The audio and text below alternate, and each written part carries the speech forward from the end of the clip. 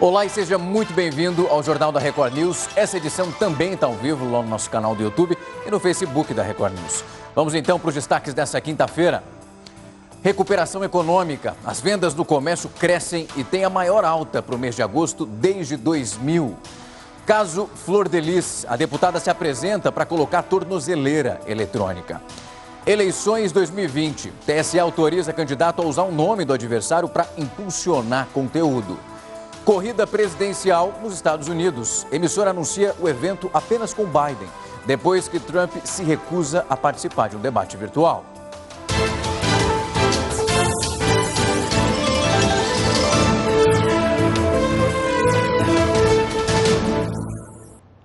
E durante épocas mais quentes, como está acontecendo agora em algumas regiões do país, muita gente está dizendo que sente dificuldade para pegar no sono. Por isso, a gente separou algumas dicas para você conseguir dormir muito bem e ter aquele sono de qualidade. O calor também aumenta a temperatura interna do nosso corpo e, por consequência, dilata os vasos sanguíneos e faz transpirar mais. Essas altas temperaturas fazem as pessoas acordarem muitas vezes durante a noite. E por isso é preciso ficar atento a essa temperatura do seu quarto. Quando a gente está indo dormir, a gente tende a ter uma redução da temperatura corporal e nesse momento a gente tem a liberação do hormônio melatonina que induz no sono. E quando a gente está diante de temperaturas de ambiente muito altas, esse processo acaba sendo prejudicado. Para que esse ciclo aconteça, você pode contar com a ajuda de um ar-condicionado, ou então deixar as janelas abertas ou o ventilador ligado mesmo. Há uma outra forma de fazer o corpo entender que é hora de dormir e relaxar. Você pode ler um pouco, escutar uma música tranquila ou então pensar em coisas boas antes de dormir. O cardiologista da Beneficência Portuguesa de São Paulo também explica que é preciso deixar algumas atividades de lado. Não fazer atividade física um pouco antes de dormir ou no período noturno, porque isso também pode deixar você com o corpo mais acelerado e atrapalhar um pouco para você poder dormir. Tentar manter mais ou menos o mesmo horário do sono também é uma coisa que é relativamente importante. Outra opção é um banho para ajudar a regular a temperatura do seu corpo. Quando você sai do banheiro, o corpo ele esfria automaticamente e o cérebro entende que é um momento de descanso. É importante sempre ter atenção às nossas roupas, né? Tanto que nós usamos quanto as roupas de cama, tentar evitar roupas muito quentes. Além disso, é importante ter um cuidado especial com a hidratação, porque a gente perde muita água, não só durante o dia, mas também durante a noite. Então, hidratação é fundamental. Tem uma que vale para todas as épocas do ano. Não usar aparelhos luminosos pouco tempo antes de dormir. Desliga a TV, deixa o celular longe. Os eletrônicos, eles emitem uma luz que mantém você acordado por muito tempo. É importante lembrar que a falta de sono com qualidade causa um aumento do cortisol, que é o hormônio responsável pelo estresse. Então, coloque essas dicas em prática e vai ficar bem mais tranquilo no dia seguinte. Você vai ver agora que estudos estão mostrando que as mulheres foram as mais impactadas, fazendo uma comparação ali com os homens, durante esse desemprego na pandemia. Principalmente porque são as mulheres que ocupam os principais setores que foram muito afetados. Rafaela tem 38 anos, cursa administração e atuava como estagiária em uma empresa. O sonho de ingressar no mercado de trabalho parecia estar dando certo quando foi efetivada. Mas a pandemia começou e, para cortar gastos, ela e outros funcionários foram demitidos. Eu não esperava que essa pandemia, que isso tudo fosse acabar da forma que está, né? Que chegasse ao ponto que chegou. Por enquanto, Rafaela se dedica às tarefas de casa, mas continua estudando e vai insistir até conseguir uma nova oportunidade. Assim como ela, muitas mulheres sentem na pele a resistência no mercado de trabalho pelo simples fato de serem mulheres. A pandemia de Covid-19 fez com que as desigualdades de gênero no trabalho ficassem mais evidentes. Mesmo com a mesma idade, escolaridade, presença de filhos em casa e tipo de emprego que os homens, as mulheres ainda ganham menos que eles. De acordo com as últimas estimativas da Organização Internacional do Trabalho, as mulheres ganham cerca de 20% menos que os homens por hora trabalhada em todo o mundo, enquanto na América Latina e no Caribe, esse número é de 17%. Ao longo dos anos, as mulheres conquistaram direitos, espaço profissional e até na política, mas ainda convivem com falhas e desigualdades no mundo corporativo. Durante a pandemia, muitas ficaram desempregadas, porque são as mulheres que ocupam os principais setores afetados, como hotelaria, alimentação e serviços domésticos. Existe uma desigualdade histórica e estrutural de gênero na nossa sociedade. Isso significa que os papéis menos prestigiados e menos remunerados são ocupados por mulheres. Por isso é que a maior parte das mulheres, por exemplo, está no mercado informal. Uma tristeza essa desigualdade. O comércio varejista cresceu 3,4% em agosto, fazendo uma comparação com julho, e atingiu o maior patamar de vendas desde 2000. Esses dados foram divulgados pelo IBGE e apontam que, com a quarta alta seguida, o setor conseguiu eliminar as perdas provocadas pela pandemia, superando em 8,9% o patamar de fevereiro. Essa flexibilização das medidas de restrição e também o auxílio emergencial são alguns dos fatores que ajudaram esse volume de vendas no mês a crescer.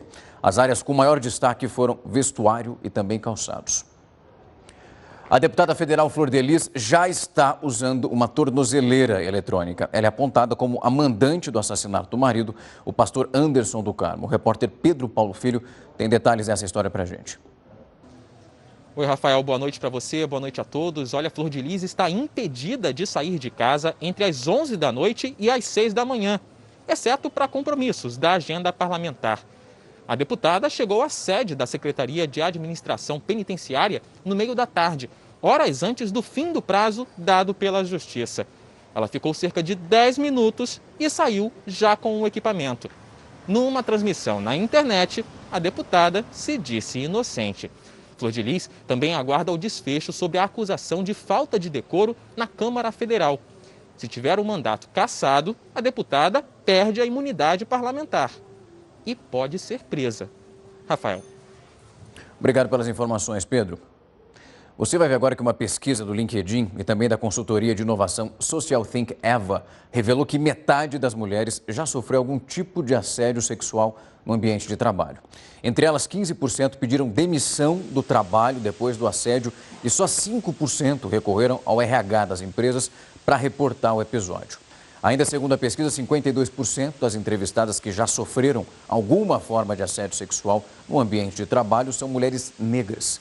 E 49% delas recebem entre 2 e 6 salários mínimos. Além disso, o Norte, com 63% e Centro-Oeste, com 55%, tem uma concentração desses relatos superior às outras regiões. A pesquisa ouviu 414 profissionais no país inteiro, uma pesquisa que foi feita online. Nessa quinta-feira, o prefeito de Agricolândia, no Piauí, o Walter Ribeiro Alencar, e também a esposa, Kelly Alencar, que é candidata a prefeita de Lagoinha, do Piauí, foram presos em flagrante, suspeitos de crime eleitoral. Eles estavam com uma lista de eleitores e R$80 mil em dinheiro. Segundo o Ministério Público, há uma suspeita de que esse dinheiro seria dado para os eleitores numa troca de votos. A prisão aconteceu durante uma operação que cumpria busca e apreensão por suspeita de alguns desvios de recurso da cidade de Passagem Franca. O governo do Rio de Janeiro definiu um protocolo para a volta às aulas nas unidades escolares de rede estadual de ensino. Os servidores que se enquadram nesses grupos vulneráveis para a Covid-19 não vão precisar retornar para as aulas presenciais. Ainda não tem uma data marcada para essa volta, mas ela vai acontecer apenas para o terceiro ano do ensino médio em cidades que autorizaram essa flexibilização do isolamento social.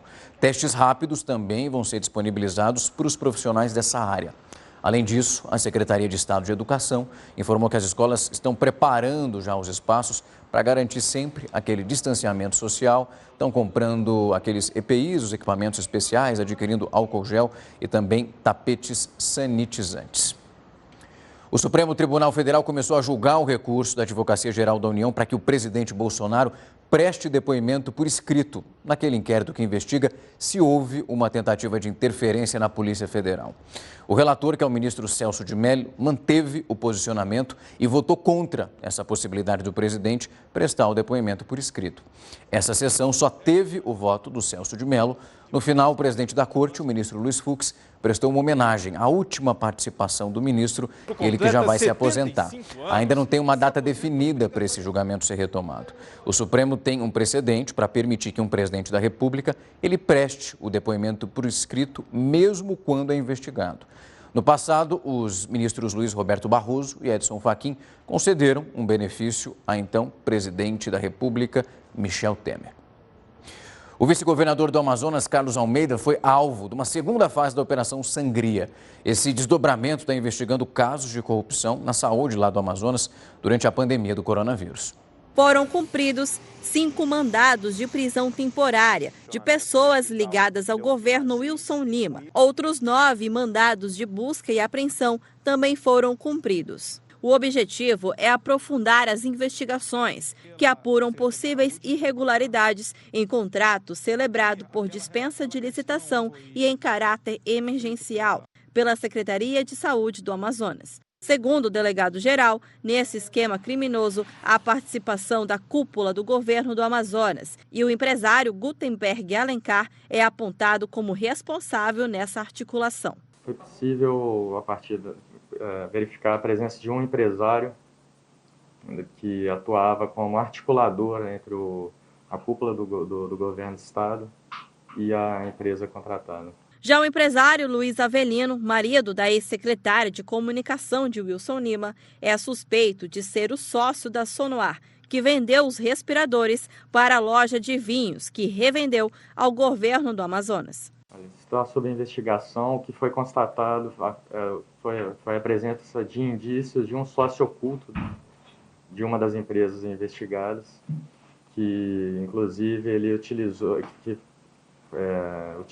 parte do lucro obtido com a venda dos respiradores para compra de testes rápidos do Covid, com indícios de que esses testes rápidos seriam posteriormente revendidos ao governo do estado. Os 5 mandados de prisão temporária foram cumpridos. O prazo é de 5 dias, mas pode ser prorrogado por mais 5.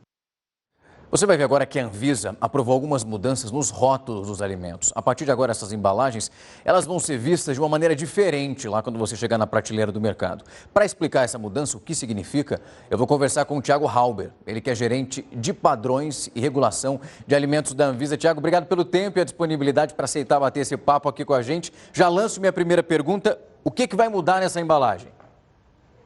Eu que agradeço a oportunidade. E gostaria muito de esclarecer à população que 2 mudanças muito importantes serão realizadas nos rótulos dos alimentos. A primeira em relação à tabela nutricional. A tabela nutricional vai passar a ser mais clara, mais legível e as informações serão mais completas. As letras serão sempre pretas em fundo branco, maiores e mais bem distribuída a informação, vai facilitar a leitura. Será incluído o açúcar adicionado, será incluída a declaração de todos os produtos, a concentração dos nutrientes em 100 gramas ou 100 ml, se for líquido ou sólido, né? Em todos os produtos. Então, o consumidor vai poder comparar diferentes produtos e fazer a sua escolha conforme entender melhor. E uma outra grande mudança, que é uma novidade, algo que hoje não existe nos rótulos, é a inclusão de um símbolo na parte da frente do rótulo, do rótulo, no local visível, na parte superior, frontal, em que no momento da compra, qualquer pessoa terá a fácil localização e visualização desse símbolo. Ele vai indicar quando o produto possui alta concentração de alguns nutrientes que são, quando consumidos em excesso, importantes para a prevenção de doenças crônicas não transmissíveis, importantes para a saúde dos consumidores. E são o sódio, a gordura saturada e o açúcar adicionado. Então, com esse símbolo, no momento da compra, o consumidor vai poder ter acesso a uma informação simples e que vai facilitar a sua escolha e permitir que ele faça uma compra mais consciente, sabendo a característica nutricional do produto que vai consumir. Thiago, a gente já mostrou aqui no Jornal da Record News alguns casos onde a açúcar ela fica mascarada, digamos assim. É um outro nome que é colocado. Isso é um caso clássico que vai ser resolvido a partir de agora, vai estar lá escrachado. Sim, essa é uma mudança extremamente significativa, porque hoje o açúcar ele não é obrigatório na tabela. Ele vai passar a ser obrigatório. Tem várias formas de denominar açúcar na lista de ingredientes do rótulo. O que vai acontecer é que na tabela de informação nutricional vai constar açúcar, a quantidade de açúcar e a quantidade de açúcar adicionado. E naqueles produtos que têm uma alta quantidade, ainda terá na parte da frente do rótulo um símbolo com uma lupa, que é um símbolo informativo, que vai indicar que aquele produto possui essa alta concentração desse nutriente. E aí o consumidor vai poder avaliar e fazer a sua escolha sabendo qual é a característica, qual é a composição daquele produto. Isso é muito importante como uma ferramenta de saúde pública para diminuição da prevalência de obesidade, de doenças cardiorrespiratórias e diabetes, por exemplo. Tiago, em quanto tempo a gente já vai conseguir perceber essa mudança? Porque o pessoal perigoso ir para o mercado já achar que a embalagem vai estar nova lá. Tem um tempo de adaptação para as empresas, não tem como, né? Sim, essa é uma adaptação significativa, porque ela vai impactar quase que a totalidade dos produtos que estão no mercado. Então, o consumidor vai começar a observar produtos com essa nova rotulagem a partir de 2 anos da publicação do regulamento. Depois desse período, as empresas ainda terão um prazo de 1 ano para fazer as adaptações de todos os seus produtos. Então, ainda nós entendemos que esse prazo é um prazo adequado para poder fazer a adequação de todo o mercado, né, de todos os produtos do mercado. Sem dúvida, tem que ter um tempo aí de adaptação para as empresas conseguirem se adequar mais uma vez. Tiago, obrigado pelo tempo e a disponibilidade, viu? Até a próxima. Tchau, tchau. Uma pesquisa apontou que metade dos brasileiros estão aí com medo de fazer compras presenciais durante essa pandemia. Você também está nesse grupo? Segundo um levantamento feito por uma empresa de consultoria americana, o consumo presencial está fora de cogitação para quase metade dos brasileiros. Os principais motivos para que isso aconteça são a falta de uma vacina contra a Covid-19 e o medo de um contágio pela doença. Os pesquisadores analisaram cerca de 3.000 pessoas. Para 42% dos entrevistados, a segurança só virá quando o número diário de casos registrar uma queda significativa, o que ainda não aconteceu. Já 45% dos participantes disseram se sentir desconfortáveis para fazer qualquer tipo de atividade fora de casa. A pesquisa também revelou que as compras online foram um meio mais eficiente encontrado para driblar esse medo na hora de adquirir um produto. Entre os entrevistados que declararam que foram infectados pelo coronavírus ou então tiveram casos na família, a disposição para comprar apenas pela internet aumentou em 50%. Segundo estimativas do governo de São Paulo, a primeira etapa da campanha de imunização contra a Covid-19 está prevista para começar no dia 15 de dezembro. No entanto, em nível nacional, a previsão do Ministério da Saúde é de que a vacina só vai estar disponível em janeiro de 2021. Isso, claro, se tudo der certo na finalização dos testes que estão em curso no país. Porém, essa velocidade da aplicação das vacinas pode não seguir a mesma intensidade das expectativas. O processo ainda depende da fase de finalização dos testes e também do registro das vacinas na Anvisa, a Agência Nacional de Vigilância Sanitária. Enquanto a imunização não chega, ficar em casa é a maneira mais eficaz de reduzir a disseminação do coronavírus. Mas caso a saída seja inevitável, nós devemos sempre tentar manter o distanciamento social, utilizar a máscara e higienizar as mãos com água e sabão ou álcool gel. Ainda falando de imunização, o Ministério da Saúde confirmou o pagamento de aproximadamente 830 milhões de reais para aquele consórcio internacional que é liderado pela OMS, para garantir a vacina contra a Covid-19. O repórter Yuri Ascar tem mais informações disso para a gente. Boa noite, Rafael. A previsão é que ainda no primeiro trimestre do ano que vem, o Ministério da Saúde comece a distribuir a vacina para os grupos prioritários, que ainda vão ser definidos. Ao todo, o Brasil deve pagar 2 bilhões e 500 milhões de reais para garantir 40 milhões de doses. Outros 2 bilhões de reais estão reservados para que a Fiocruz possa produzir uma vacina específica do consórcio Oxford-AstraZeneca. As primeiras doses devem chegar no primeiro semestre e vão ser importadas. O acordo deve garantir a distribuição de 200 a 265 milhões de doses ainda em 2021. Rafael. Obrigado, Yuri. A gente vai na sequência com a opinião do colunista Rodrigo Constantino. O Supremo Tribunal Federal passará a julgar no plenário os inquéritos e ações penais que antes tramitavam nas 2 turmas da Corte.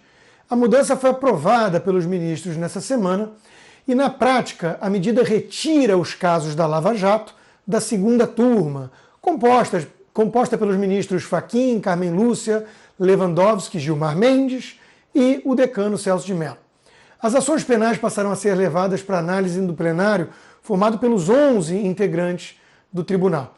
A alteração foi proposta pelo atual presidente do STF, ministro Luiz Fux, que elaborou uma emenda para revogar trechos do regimento interno que previam a competência das turmas para julgar ações penais contra autoridades com foro privilegiado.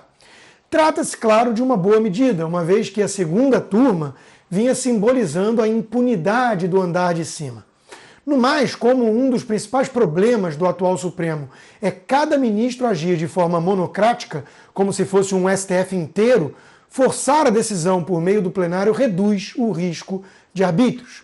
Reduz, mas não elimina, posto que no plenário já foram decididas coisas bizarras e claramente inconstitucionais mesmo, como a aprovação daquele inquérito ilegal de fake news que foi aberto por Dias Toffoli.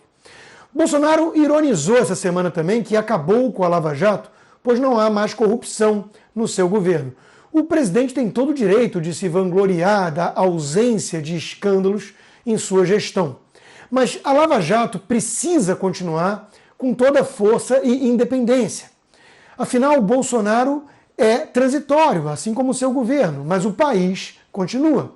A mais bem-sucedida operação de combate à corrupção em nosso país não configura um Estado policialesco, como disse Renan Calheiros, logo quem, enquanto elogiava Bolsonaro. Quando certas figuras nos elogiam, aliás, talvez seja o momento de parar para refletir sobre eventuais equívocos, não é mesmo? O povo brasileiro não quer ver abraço entre o presidente da República e ministros do Supremo. Ele quer ver mais independência do que harmonia entre os poderes. Quer, enfim, as instituições funcionando direito de forma republicana. Você já deve ter percebido que em todas as eleições tem candidatos que participam do programa eleitoral, mas não mostram de qual partido eles são. Tanto os prefeitos quanto os governadores podem esconder o partido que eles estão pertencendo naquele momento. O Heródoto Barbeiro vai contar que manobra é essa. Pode fazer isso, Heródoto? Olha, Rafael, a manobra é o seguinte. Nós estamos gastando R$1 bilhão esse ano, R$1 bilhão, só para manter partido político. Fora os 2 bilhões que a gente está gastando aí na campanha eleitoral. Aí chega na época da campanha eleitoral, em vez da gente saber com clareza a que partido político o candidato a vereador ou o candidato a prefeito pertence, o pessoal esconde. Eu sei, como assim esconde? É o seguinte, quando o partido vai indo mal, está envolvido aí em sacanagem, corrupção, etc, não é bom você colocar o nome dele lá. Aí eu estive olhando a legislação é confusa a respeito disso. Por quê? Porque alguns partidos políticos, em vez de botar o nome, a sigla do partido, eles colocam lá um título qualquer. Aquele título substitui a quantidade de partidos que tem lá embaixo. Então a gente fica sem saber exatamente o que acontece. E mais, quando chega na campanha eleitoral, aparece pequenininha, o número parece grandão, mas o nome do partido é pequenininho, se ele está indo mal aí junto com a população de uma maneira geral. Isso tanto na publicidade, na TV, como acontece também no rádio. Porque no rádio você vai falar uma por uma das siglas e eles aceleram de uma forma tal que a gente não consegue entender. Então veja o seguinte, a gente fala democracia, precisa de partido, nós temos pluralidade de partido, nós somos um país democrático e na hora de a gente escolher, eles escondem o partido.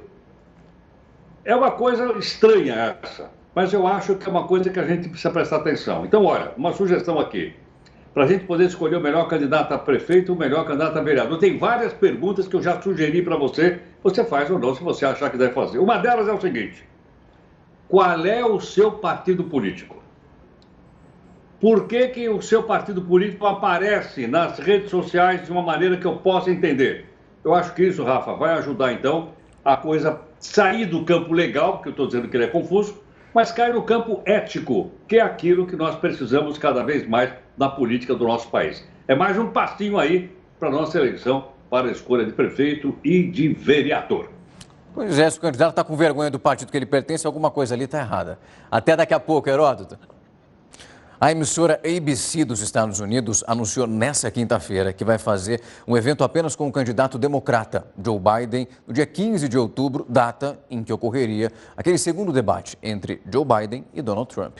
Esse anúncio foi feito depois que a comissão organizadora informou que os dois candidatos participariam de um debate virtual para evitar os riscos, já que o presidente ainda está se recuperando da Covid-19. No entanto, Trump recusou a oferta. A emissora, então, decidiu manter o evento, só que aí sem o candidato republicano. O governo federal tenta encontrar alternativas para pagar o programa Renda Cidadã. E uma das medidas sugeridas aí pelos parlamentares é usar os super salários. Mas será que essa conta vai fechar? O Heródoto vai explicar isso para a gente, porque é um dinheiro grande. E uma hora, com o que vai pagar, com o que não vai pagar, já tentaram tirar dinheiro de muito lugar, né, Heródoto? Exatamente. Agora, sabe a questão central aí, Rafa? Onde será que está o projeto que acaba com o super salário? Eu estou desconfiado, Rafa, que ele está naquela gavetinha lá na Câmara dos Deputados. Sabe aquela gavetinha que está lá o fim dos privilégios, o fim do foro privilegiado, o voto distrital? Está na mesma gaveta lá. Eu não sei como é que essa gaveta cabe em tanta coisa. Aí eu fui dar uma olhadinha na tal da gaveta e ver o seguinte, olha, hoje, quando você fala em Bolsa Família, uma família recebe R$ 192 por mês. R$ 192 por mês uma família recebe para sobreviver, do chamado Renda Família. A chamada Renda Cidadã aumentaria para R$ 300. Ocorre que, para poder aumentar para R$ 300, eu poderia aumentar para 500. Mas a pergunta é assim, de onde vai sair a grana? Aí uma parte dessa grana poderia sair, então, desses super salários. Quanto é que daria para economizar? Daria para economizar mais ou menos R$ 1 bilhão. Quer dizer, bom, mas R$ 1 bilhão.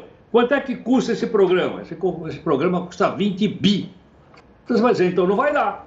Eu vou economizar um? Exatamente. Mas é aquela coisa, Rafa, que a gente diz que de grão em grão a galinha enche o papo. Se começasse pelo governo federal economizando 1 bilhão, né? Você poderia, por exemplo, cortar também aquelas férias de 60 dias. Quanto economiza? Mais 1 bilhão. E aí você faria o quê? Você passaria isso para estados e municípios. Aí você iria, então, engordando a conta para poder pagar os tais 20 bilhões. Outra coisa importante é o seguinte, e por que não avança isso?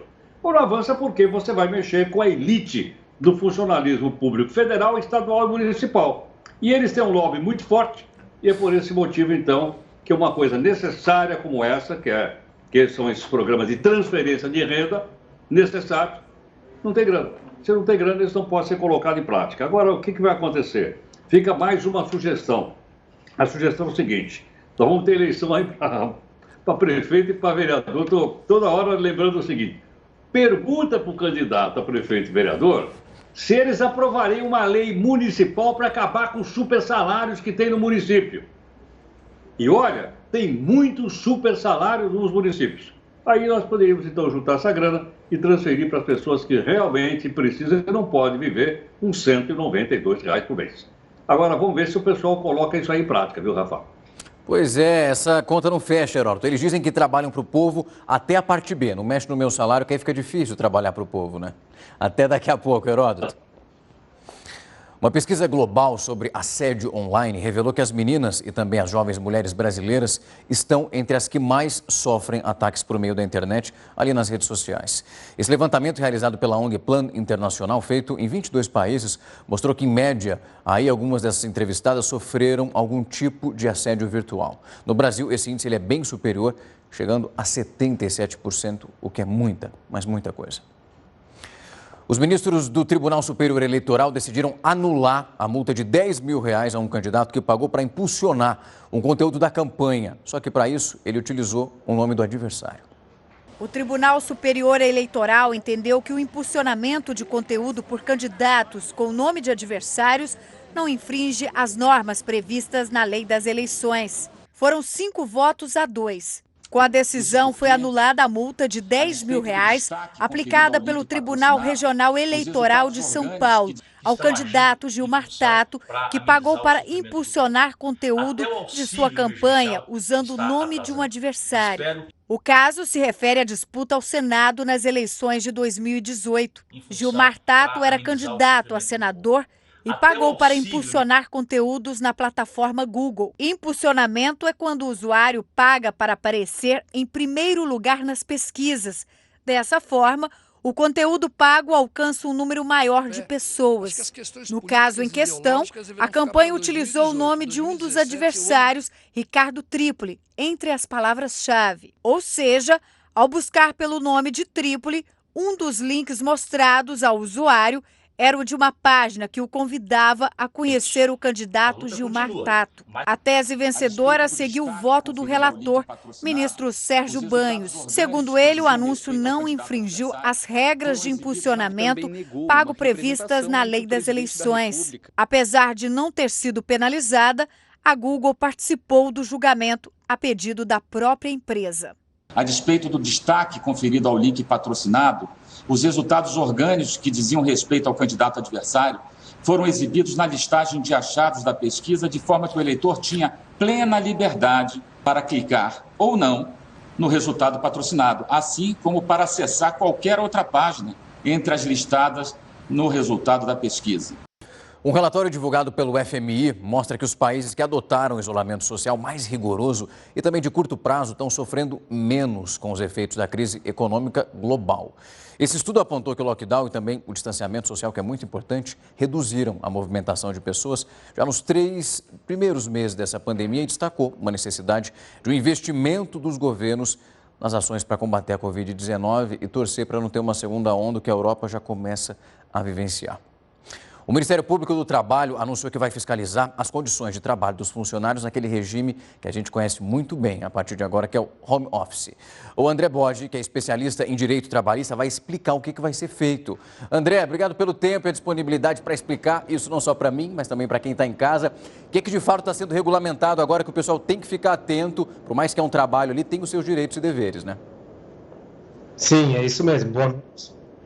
Agora, com a nova modalidade de home office, o Ministério Público soltou 17 recomendações visando aí proteger o empregado e as condições de trabalho. Agora as empresas vão ter que tomar um cuidado aí com a condição de trabalho, seja ela na modalidade de ergonomia, no controle de jornada, assim como no reembolso das despesas que o empregado tem com essa prestação de serviço, seja ela de energia, internet, e as condições propriamente ditas do trabalho mesmo, como postura, uma cadeira adequada, um local arejado. Isso tudo agora vai ter que ser fiscalizado pela empresa para evitar, inclusive, um acidente de trabalho, como em qualquer outra modalidade, né? André, tem algum órgão específico dentro aí do Ministério para avaliar se a empresa está cumprindo essa regulamentação? Porque ela pode dizer que está, mas a vida real lá do funcionário pode ser bem diferente daquilo que está sendo demonstrado. Isso, o Ministério Público tem os seus fiscais, os seus auditores, que vão fiscalizar essa modalidade de trabalho. Inicialmente, acredito eu, essa fiscalização começa pela empresa, que informa quais dos seus empregados estão na modalidade de home office e quais os endereços. E essa fiscalização tem que ser feita por amostragem na própria residência do empregado. A fiscalização é na modalidade física mesmo. Entendi. André, a gente está vendo a maioria das pessoas usando computador em casa para realizar esse tipo de trabalho. Essa máquina, ela precisa necessariamente ser fornecida pela empresa e a conta de internet, a energia, também vai ter que ser compartilhada com a companhia? Essa é uma discussão polêmica. A CLT já tratava disso antes mesmo da pandemia e isso não é expresso na CLT. A única coisa que a Convenção Trabalhista dizia é que esse acordo entre empregado e empregador deveria estar disposto em um contrato de trabalho. Agora, 7 recomendações do Ministério do Trabalho, embora sejam recomendações e não têm força de lei, o Ministério Público entende que sim, que essas despesas devem ser reembolsadas. Vai ser uma discussão polêmica, com certeza. Sem dúvida, o pessoal está em casa acompanhando, são mudanças que são significativas. A gente está já digamos que bem acostumados com home office, estamos num tempinho aí de pandemia, mas é bom ficar atento aí a esses direitos e deveres. André, obrigado pelo tempo e a disponibilidade, uma ótima noite para você. Vamos falar de produção agora, porque o agronegócio bateu alguns recordes esse mês, inclusive na produção de alguns grãos. E o arroz, que estava sumido, será que ele faz parte desse grupo que traz um resultado bom para o país? O Heródoto vai contar para a gente. E esse arroz, está mais fácil de engolir agora, Heródoto? Olha, Rafa, você sabe, eu não sou capaz de cozinhar nenhum ovo, quanto mais fazer um arroz. Mas você está lembrado que no mês passado, mês passado, deu uma euforia geral para o pessoal. Queria comer arroz, cadê o arroz? O arroz subiu de preço, cadê o arroz? Só se falava em arroz, lembra disso ou não? Só arroz, só arroz. Pô, nessa época, Rafa, que a gente estava todo assim, correndo atrás de arroz, eu fui ver o preço do arroz e ele estava mais ou menos a R$ 7,00 o quilo. Um pacote de 5 quilos custava, deixa eu ver aqui, R$ 35,00. Aí eu fui ver hoje, porque subiu, ninguém mais fala em arroz, nenhum noticiário fala em arroz. Eu falei, então não tenho que falar de arroz aqui no jornal. Aí eu fui ver o preço, Rafa. Olha, eu nem sabia exatamente a marca, mas achei uma marca chamada Tio João. E entrei lá no site do Carrefour. Aí eu vi que o quilo do arroz está custando R$ 5,00. O pacote de 5 quilos está custando R$ 25,00. Eu falei, mas pera um pouquinho. Por que já caiu de preço? Nós nem colhemos uma safra que vem vindo aí e o preço já caiu? Já. Por quê? Porque as pessoas deixaram de comprar e tem a tal da lei da oferta e da procura. Diminuiu a procura, o preço do arroz, sem colher a safra, ele caiu. Aí eu fui ver qual é a safra. Bom, a safra é de 11 milhões de toneladas. Significa o seguinte, vai dar para vender para o exterior, vai dar para alimentar a população e o preço vai ser menor do que esse aqui, porque a safra não foi colhida ainda. Aliás, você lembrou bem aí no começo, nós estamos batendo recorde em cima de recorde em pelo menos 3 produtos que a gente coloca no exterior. Nós estamos produzindo, esse ano, 121 milhões de toneladas de soja. O Brasil é o maior produtor mundial de soja. Nós estamos produzindo 3.600.000 toneladas de café. O Brasil é o maior produtor mundial de café. Isso vem lá de trás, mas agora. E outra coisa que me chamou a atenção, milho. Nós vamos ter uma safra de 100 milhões de toneladas de milho. Vai dar para fazer etanol de milho. A gente está acostumado a fazer etanol de cana. Nós vamos fazer etanol de milho, como fazem os americanos, tal as gigantescas safras que vem vindo aí. Isso é bom. Então, além das condições climáticas favoráveis, as nossas vendas para o exterior vão indo muito bem. O agronegócio é responsável pela balança comercial favorável brasileira por 2 motivos. Primeiro, porque o dólar ele está muito caro para nós. Isso faz com que o produto brasileiro fique mais barato no mercado internacional. Segundo, é que nós temos produto para vender e o mundo precisa comprar, precisa se alimentar. Então você veja que, Rafa, a gente pega as coisas aqui do dia a dia, como o caso do arroz, e chega na balança comercial do Brasil em cima da importância que tem hoje o agronegócio para o país. Eu creio, Rafa, que ele deve ser responsável por aproximadamente 25% do produto interno bruto do Brasil. E a indústria, que era tão decantada, hoje está no máximo 14%. Você vê que as coisas aí estão mudando também. Estão mudando e mudando rápido, né? A gente teve entrevistado aqui dizendo que o arroz ia baixar só ano que vem. Já consegue ver essa variação aí. O pessoal não está comprando, vai estocar. Heródoto, amanhã a gente está de volta para conversar um pouquinho mais. Uma ótima quinta-feira para você. Até. Igualmente, obrigado. A pandemia está dificultando a rotina das pessoas que estão em tratamento de doenças, como é o caso daquelas que têm câncer. Os especialistas estão alertando para a importância desse diagnóstico precoce, mesmo nesse momento.